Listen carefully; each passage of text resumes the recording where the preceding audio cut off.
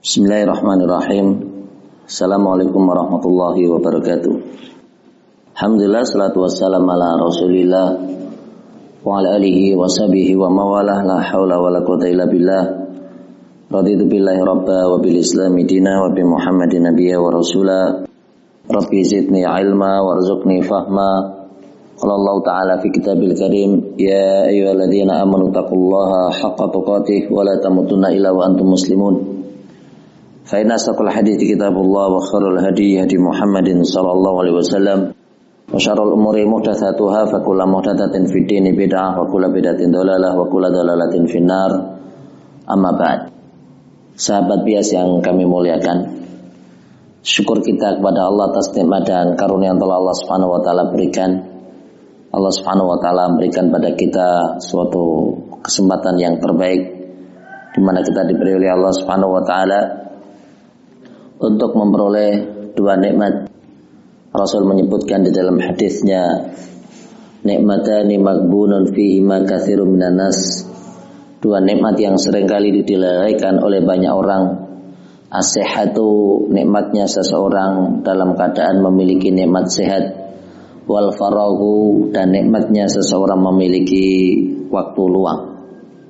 Bersyukur kita kepada Allah tatkala Allah Subhanahu wa taala memberikan kepada kita suatu nikmat berupa kesehatan, kita gunakan dalam rangka untuk melakukan ketaatan. Di antara bentuk ketaatan adalah kita bertolabul ilmi.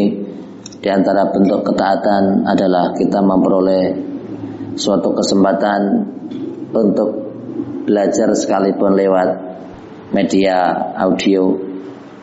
Bersyukur kita kepada Allah manakala kita diberi oleh Allah Subhanahu wa taala suatu karunia di mana kita memiliki nikmat, yaitu berupa sehatnya telinga. Salah satu petunjuk Nabi tatkala kita berdoa, maka kita pun berdoa, Allahumma afini fi badani, Allahumma afini fi sam'i, Allahumma afini fi basari, la ilaha illa anta. Allahumma ya Allah, afini fi badani, berikanlah kepada kami kesehatan pada badan kami.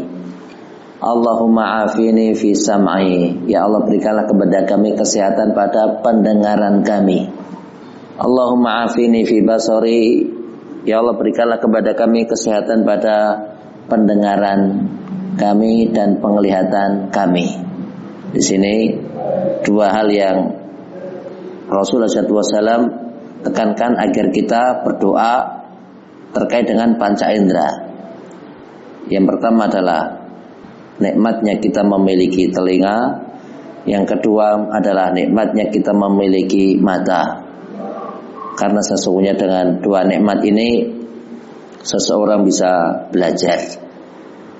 Dialah Allah Subhanahu wa taala zat yang telah memberikan kepada kita suatu penjelasan, wa ja'ala lakumus sam'a, dan dialah Allah Subhanahu wa taala zat yang telah memberikan kepada kalian pendengaran. Berikutnya wal basar, dan penglihatan.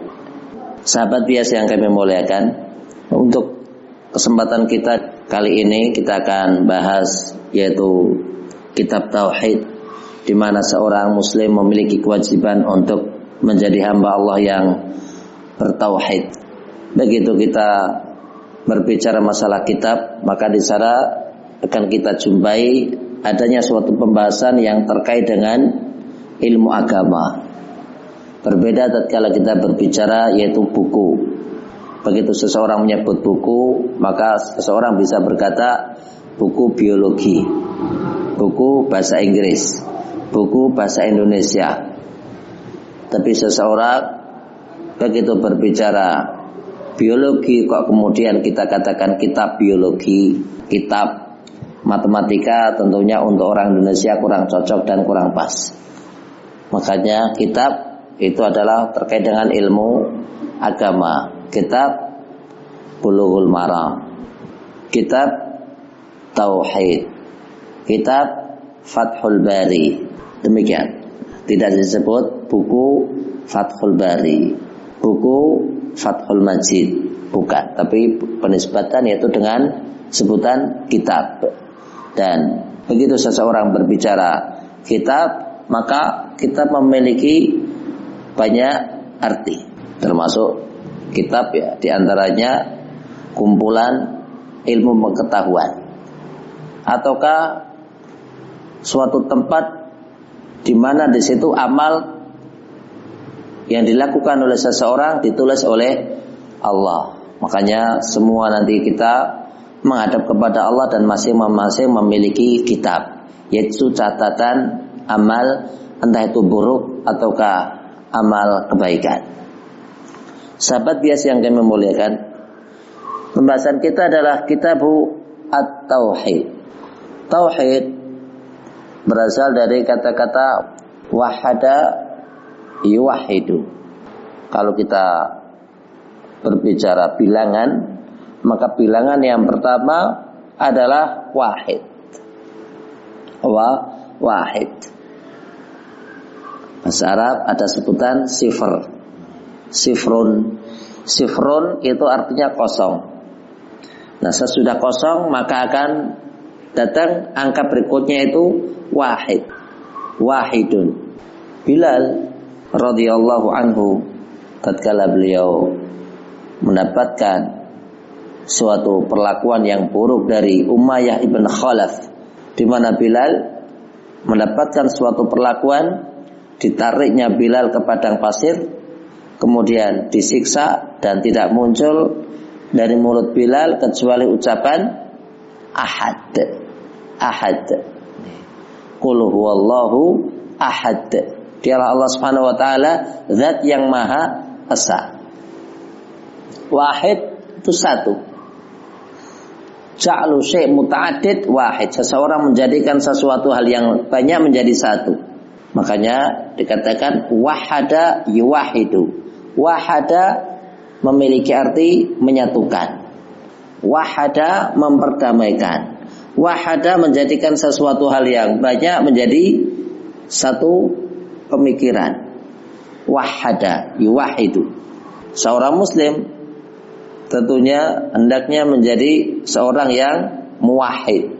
Tatkala kita berbicara materi, dan materi kita adalah materi akidah. Akidah memiliki banyak nama. Di antara nama akidah adalah tauhid. Akidah, yang namanya akidah adalah suatu keyakinan.